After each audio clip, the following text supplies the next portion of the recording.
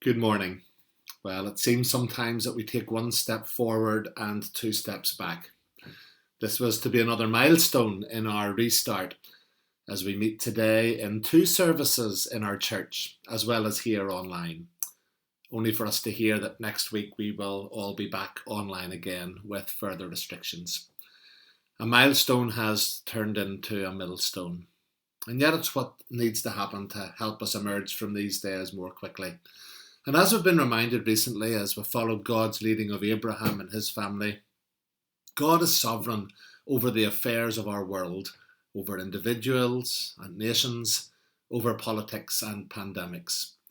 He has promised in Proverbs 3 to make our paths straight, but not smooth or level necessarily.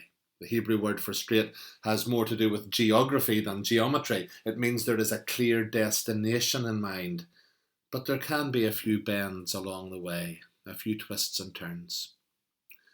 For some of us, these new restrictions will merely be an irritation and an inconvenience, but others will be fearful and devastated because of the implications for employment, finance, mental health, and isolation from vulnerable loved ones.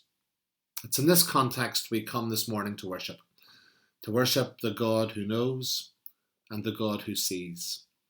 We come to ask our questions and to listen to his words in response. Particularly this morning, we come to encounter a God who can turn our mourning into laughter and who proved himself to be present even in the social isolation of the wilderness, the barren places. So let us praise him now.